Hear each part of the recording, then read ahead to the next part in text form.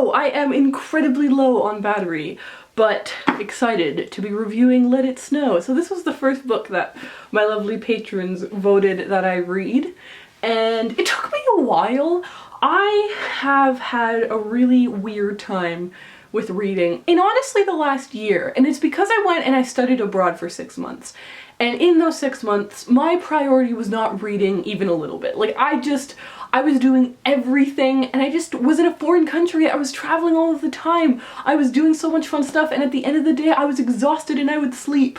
So reading, I just barely did any while I was over there. And then when I came back, I was back with my family. I was trying to be with them, catch up on YouTube, go back to school, start the busiest semester I have ever had. Even this semester, which is my last semester of school, is pretty busy, but it's not as busy as last semester. So that whole year, I didn't read that much. And then this year, we're already in February, I think I've only read like 3 books, and I'm just really having to push myself, which is not a thing that I've really ever had to do before. Like, I'm having difficulties making myself read. But anyway, you guys voted that I read this, and it is something that I have had on my shelf for ages, been meaning to read for ages, and I'm super glad I finally read, and I definitely read it at the perfect time.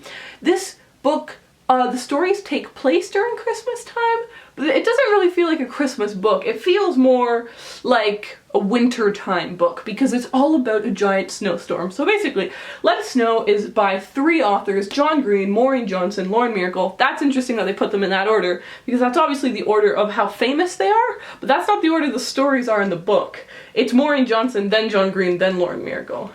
Interesting. Anyway, each author wrote a different story, so it's not like one novel, it's 3 different stories by each author, and each novella is like about 100 pages long to make up this 350-page book. Some are a bit shorter than others. John Green's, I think, was actually the shortest out of all of them. And yeah, each of them takes place in the same town and hinges kind of around a big snowstorm that has hit this town, the biggest snowstorm ever. And it's just kind of the way that these 3 different people encounter this snowstorm.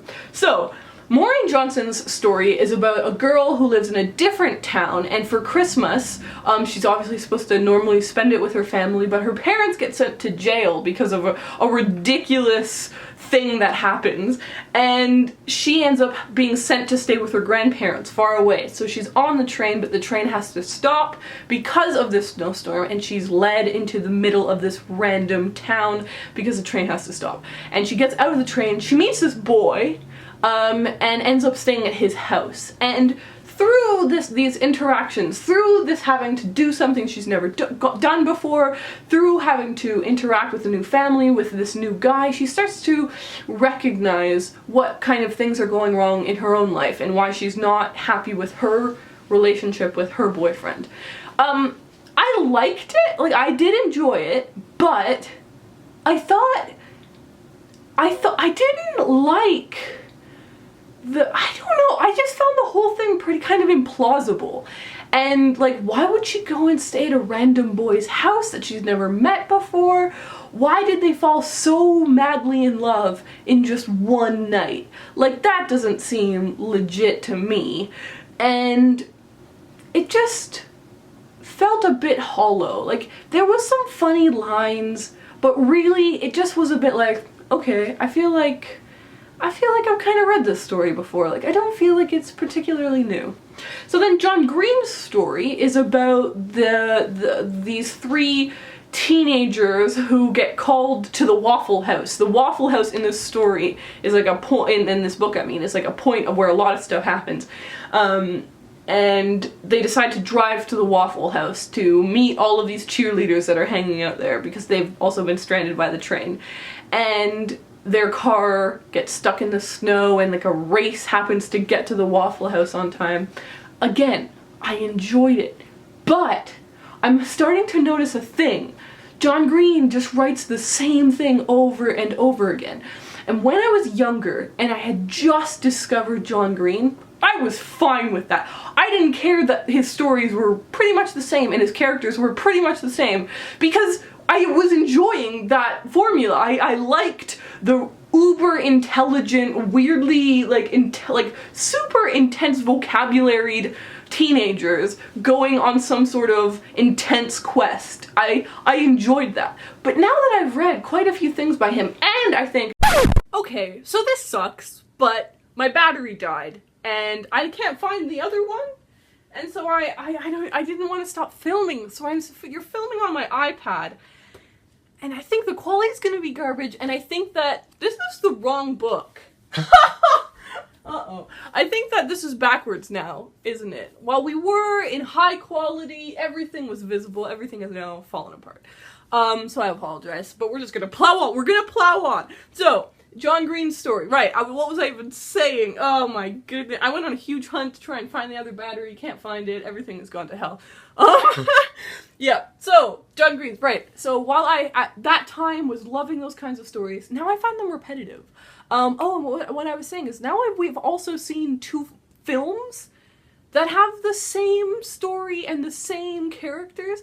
So I feel like I've just been bombarded with these types of characters that speak in metaphors and have, like, I was just reading his story and reading his characters, and I was like, kids don't talk like that. Like, they don't talk like that. I remember circling something, and I'm probably not gonna, oh yeah! She shot him down with her usual aplomb. Or is it aplomb? A plume? I don't even know! Nobody speaks like that! Like, I found it kind of frustrating because they're teenagers, and teenagers don't talk like that. Oh, right here. Someone said blah blah blah blah blah, and someone replied with, "That's rather awesome." No! Like, no, you don't. Teenagers don't speak like that. And I do really appreciate John Green not dumbing teenagers down, because teenagers aren't stupid. But I think I feel like certain characters are all becoming the same character in my head. Like Augustus and Alaska and the main character in this story and Margot. They're all of these like really deep characters. And I'm like, it's all kind of the same character. So again, I liked the story. I just didn't feel that it was anything really new, you know? And then the third story was what I just finished, Lauren Miracle's story.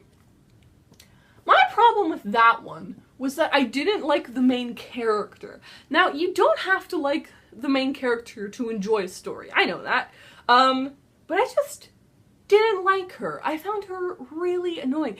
And I think Lauren Miracle did that on purpose. Like, it's on purpose that you don't like the main character, because you're supposed to see that she's kind of a crappy person. She's a very selfish person, and she needs to, for the story, dig herself out of that. And maybe it was because this is a novella that I don't think that was, like, successfully pulled off. Because it's maybe too short. But, like, at the end, when she, like, became a better person, I was like, you're not a better person, you're the same. like, you've not had enough time to grow. It's been a night. And, yeah. Yeah, and I didn't really feel that the plot was that interesting in the last one. Like, it had, like, that John Green quest element, but it was right at the end. It was, like, the last chapter was the quest element, and the rest of it was just kind of her complaining a lot. And it kind of brought me down. Yes, positives for the book. I really, really loved how all the stories my cheek was itchy, so I itched it with the book. I really, really liked that all the stories tied together. It was fun. It's like, actually, do I have them on hand? No, I don't. But it's like in the Stephanie Perkins books and in the French Kiss Lola and the Boy Next Door and Island Happily Ever After. One of the cool things about them is that they're completely different stories. They don't have anything to do with one another, but there's some character crossover. Sometimes you'll see like a character, or they'll just show up in a scene, and it's just like, hey, I know all about that character, I just read about that character. So you read like a whole the first short story kind of sets the world for you, and you get to know these places, you get to know the Waffle House, you get to understand the severity of the storm, and then the next story, they're racing towards the Waffle House, and you're like, I know what's going on in the Waffle House from a different perspective. I know about this crazy storm. So it is really cool how the three stories tie together around these central places. I think the third one is the one that did the least good job of tying into the rest of the, because it didn't need setting that much. And then just right at the end, there was kind of like a reunion of all the characters, which I don't know if it was successful or not. What else can I say? Oh, romance. So this is sold as 3 holiday romances. Is that backwards? You can't even enjoy that it says 3 holiday romances on it. So they're clearly selling this as a romantic read. On the back it says, the worst blizzard for 50 years, 3 wintry love stories, 1 magical night. So it's being sold as a love story. Or 3 love stories. And I'm currently in love. I don't mind saying. None of these made me feel, they didn't make me miss my boyfriend. Do you know what I mean? Like they did, I don't know if I'm making sense. They didn't pull at my heartstrings. None of the stories were like, yes, I'm so glad they're together, or none of them made me feel like that's a love I want.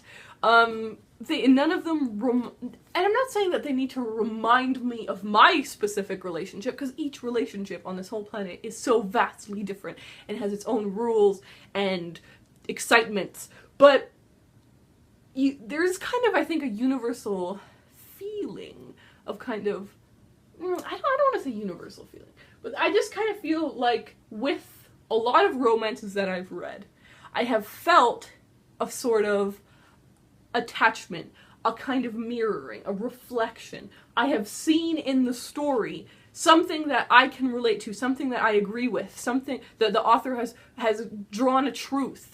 The author has made me feel like, you get it, you get what I feel now that I'm in love, like you understand that. And none of these really did that to me, and I think it's because they're short. Like, they don't give you that long to really get into the stories, to really get to know the characters that well.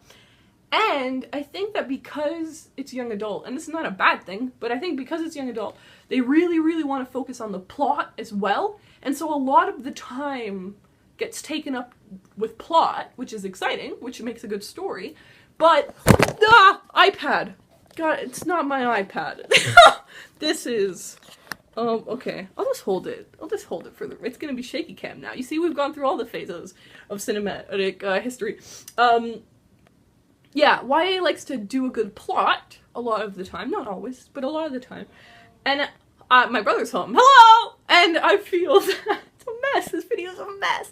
And I really feel that because of that, a lot of the kind of character development got shunted a little, like just put to the side a little bit, because you were trying to balance having an exciting plot and having build interesting characters and have a romantic story that makes sense and is good, all in about 100 pages. That's a lot to try and do.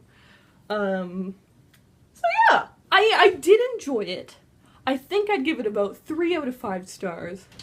Definitely not my favorite John Green. I'm filming. We had to do a jump cut because my brother came in. Definitely not my favorite John Green. My first Maureen Johnson and Lauren Miracle.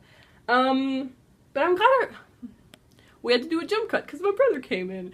Like, as I was saying, I was in the ending stages of this video, the rating part of the video. I enjoyed it. It was not my favorite thing. I am really glad I finally read it, so I'm really glad that you guys voted for it. And, yeah. I think that's it. So, the next book that I'm going to be reading for you guys that you voted on was The Catcher in the Rye. So that review will be up before the end of February. I was very late on the Let It Snow thing. Gotta really get back into this reading thing. What is reading? I forget. I find that when I sit down and I'm like, Ariel, you have to read, I'm good. Like, I actually read, and I read a lot in a short amount of time, because I think, like, with all my years of being good at reading, I've trained myself to be good at reading. But I find it so difficult to actually sit down and actually read. So, hope you guys enjoyed this video. Thank you again for being lovely and supporting me on Patreon. It really does mean so much. I just looked up, I've got a band-aid. I got injured. I cut myself really bad. It was really bad. It was kind of terrifying. Like, I don't think it's often that we get really bad injuries. And this isn't like life-threatening or anything. But it, like, I cut myself and I instantly knew it was pretty serious. And I was like, ah! So yeah, I keep being stupid and wanting to play piano and wanting to like skip this key, like this whatever key this finger hits. And I'll just like play it because muscle memory doesn't let you just skip a finger, like it'll make you play it. And then I'm like, ow! Don't know why I told you that. So, hope you enjoyed this review of Let It Snow. Hope you're looking forward to Catcher in the Rye, which just fell down the back of my shelf, and I will talk to you guys next time. I'm sorry for the quality and the mess and all of it. Just all of it. Okay, bye.